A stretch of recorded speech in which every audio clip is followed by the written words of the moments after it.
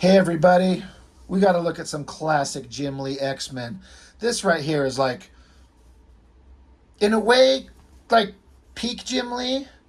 I mean, he does more detailed and ambitious stuff as time goes on, but I think this was before he decided to make his art all about the Flash. Like, the big, crazy, exciting imagery. I mean, there's plenty of it in here.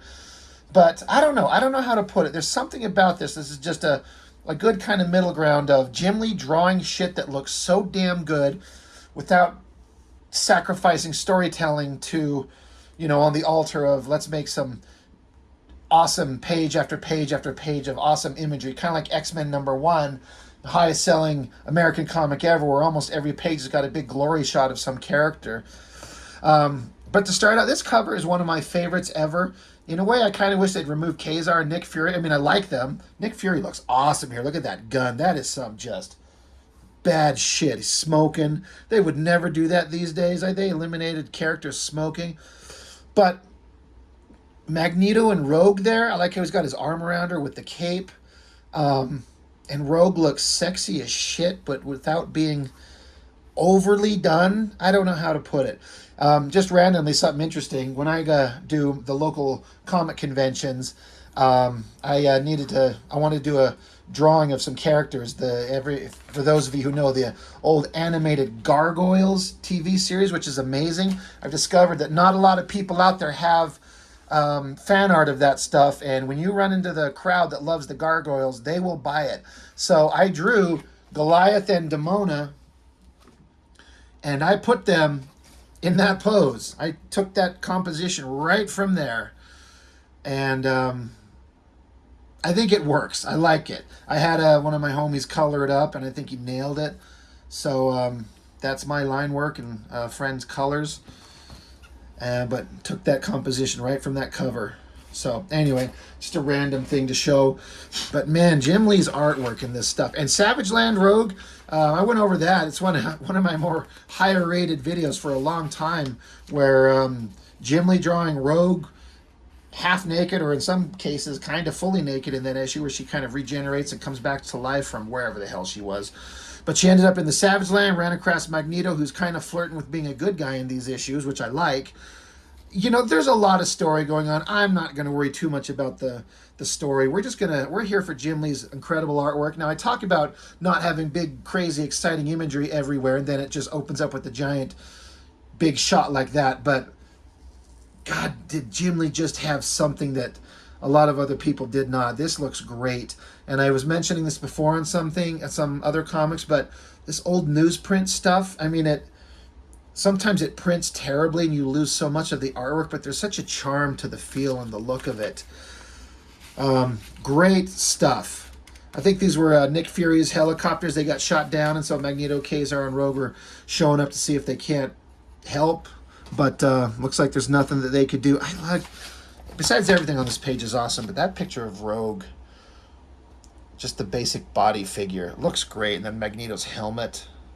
I think Jim Lee draws the best Magneto's helmet. Like, it looks like a real three-dimensional object. Really cool. But they're cruising along, and suddenly they're attacked by, I can't remember the name of these chuckleheads, but a bunch of bad guys on lizard, monster, dinosaurs, whatever. Kazar's stabbing him to death. This Amphibious is his name, some frog thing. He's like, "Greeting, O Creator, remember me?" So I guess Magneto did some scientific shit and created creatures. I don't know. It's comics that I never read, and that's fine. Also, for just context, this is obviously X-Men 274, but this is printed in March of 91. I remember reading these at the time, and these were the most interesting comics I'd ever read, ever. The artwork was amazing. The story seemed just so great. I don't know. It's so hard to explain. You kind of look back on the stories now, and it seems a little convoluted and kind of silly, but that's not silly, but hard to follow. It's such convoluted Claremont stuff, but it worked. Like, there's no denying his success. Anyway, a very important thing to point out. I've mentioned this before on the previous one of these, the Jim Lee Savage Land Rogue, and I discussed this with my brother, I believe, on X-Men. Was it number 1 or 2 or 3?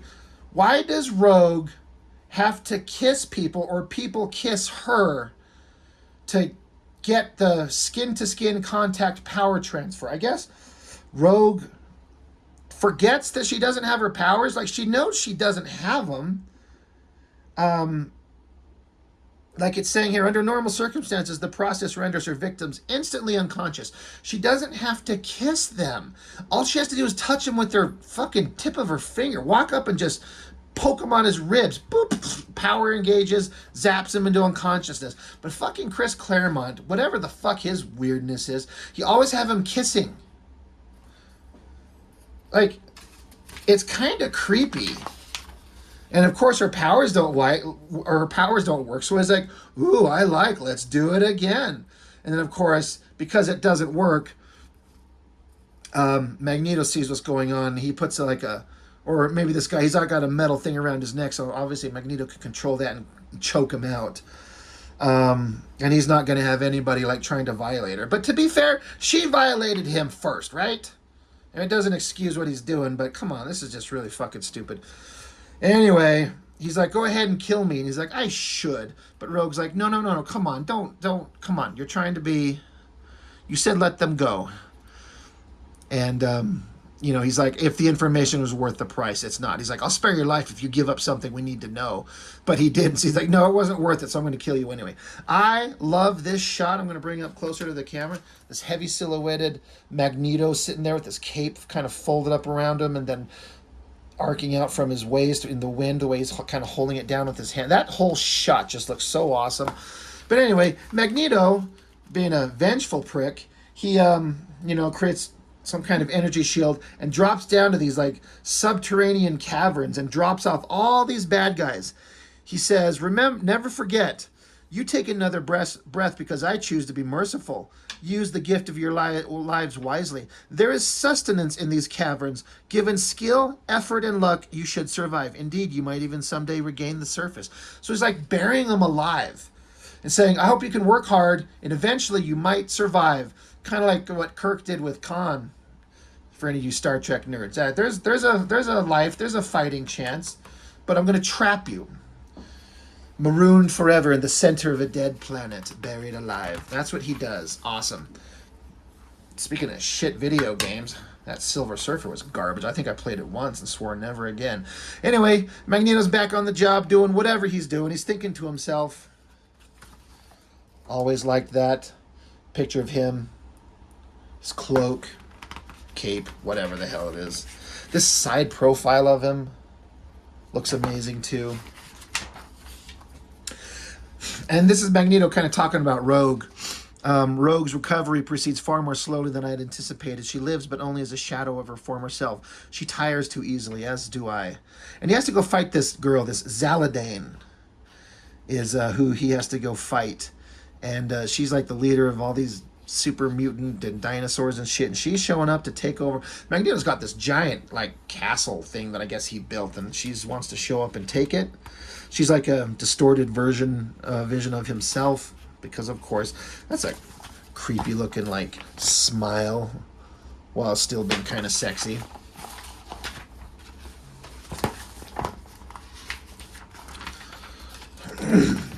Anyway, I want to make sure I'm not skipping a page here. I'm not. I thought this scene was interesting because Magneto and Rogue had started to develop a little bit of a relationship, and I can't remember if it started or how much it started in the previous issues or how much this was kind of the peak of it. Magneto's asleep. He's having nightmares of horrible shit that happened to him, and Rogue's going in there to wake him up, and he kind of catches her and grabs her hand, and he's like, Magneto, you're hurting me. He says, she sounds surprised, as well she should. I also like this. He says, what are you doing? And the text box, he has inner thoughts say, my voice is sharper than I mean. I always kind of like that little, this moment that Magneto's, he said something kind of angry, but he didn't mean to be that way, and he's just, acknowledging it. And he's like, obviously something went wrong. You don't have your powers or your strength. He's like, I gotta see if I can't figure out what's going wrong and fix it. They're getting a little bit closer, a little bit closer. And he's saying to himself, am I imagining the sudden spark between us, leaving Rogue is shaking his eye? Leave well enough alone. I am pledged to another, as much as one can pledge a heart full of ghosts. Perhaps it is for the best. Perhaps it is for the best that he has. Oh, yeah, he says, hate to ruin a tender moment, folks. He's like, it's probably best. So I like this. He just kind of forms his outfit on him. I just assume, is his costume made of, like, little microscopic metal particles that he can form on him? Like, with his magnetic powers, is that where this costume comes from? Grabs his helmet, drops it on. He's looking awesome.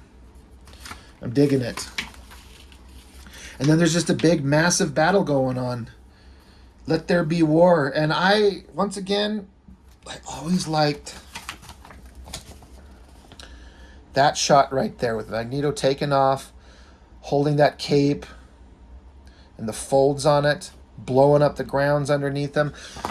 Now, I sit here and as I go over this, I feel like I've done this before, and I probably was looking at this in that the extra large Jim Lee X-Men book that I've got that's the size of 4 comics, because I swear I've gone over this stuff before, so forgive me if I'm retreading familiar ground, but, you know, it's Jim Lee, it's the original book on this newsprint, it's awesome. He's blowing away a bunch of bad guys, and this Zaladane girl, whoever the fuck she is, I never knew who she was or where she came from, but I guess she's got powers just like him. She zaps him, he's falling to his death, and she's like, hear me, Magneto is no more, Zaladane rules supreme. So, Rogue and Kazar, they're trying to do their best to hold everyone off. They're fighting, they're punching. And Nick Fury and his soldiers show up. They were presumed dead, you know, in this opening scene with the burning helicopters. Of course, they're not. It's Nick Fury. They show up on the scene, guns a-blazing, start blasting at guys. And he's like, hey, thanks for the rescue. He's like, it's what I'm paid for. And so they're having a little conversation about what they're doing, what their next plan is. And they're like, well, where's Magneto? And then Magneto shows up, and they're like, holy shit, there he is. It's Magneto. Shoot his ass. And Rogue has to be like, wait, hold on. No. He's on our side. He's not the enemy. And then Magneto's actually on the other side of him. He projected a hologram just in case they decided to turn and shoot at him. It wasn't actually him. So, you know, Fury's like, nice hologram. Under the circumstances, a necessary deception to determine if it was safe enough to show myself. So I like that. Magneto's being cautious. So they're getting together. They're trying to plan how to, you know, stop the bad guy, that girl Zaladane. But they're like, we don't trust Magneto. And he's like, they're not going to listen anyway. And she's like, well, I'll make them listen. And he's like, look, it just doesn't work with my history and everything. But we've got to stop her. And they're going to. I like this. They just kind of hug each other. There is a connection between Magneto and Rogue, and it works. I buy it. I believe it. So, awesome. So, they all get together. Fury's got some more helicopters, I guess, somehow. They take off. They're going to go solve problems. They're going to kick ass, take names. And then this is like a continuing storyline from something else with Scott and Jean Grey showing up. The X-Men have kind of regrouped after all the shit they've been through. And there's this goo that they look at, and it grabs onto them, traps them, holds them all down.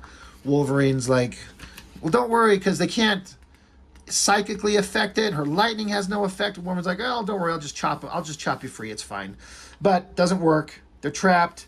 And Jubilee, Gambit, Forge, Psylocke, Banshee, Storm, and Wolverine. They're like, who's got him? This Deathbird chick. Another character. I have no idea who the hell it was or anything about her at the time. But there she is. I think she's wearing Warblade's fucking costume. You know, I rant and rave about Warblade's stupid costume with these piping things all over. It doesn't make any damn sense, but I guess it looks cool. It's a designy visual element. I mean, is it cool? I don't know. It doesn't need her weird bird hair and this mask and this metal outfit. It works just fine. But she wants to take the X-Men and have them kill Professor X. So anyway, just kind of a quick run through of this. Beautiful comic, beautiful cover. That's the best thing out of everything. That's one of the best drawings that Jim Lee's ever done, in my opinion. I love it. It's great. And just a quick burn through that issue. So that's all I've got off for this one. So thanks for watching. Bye.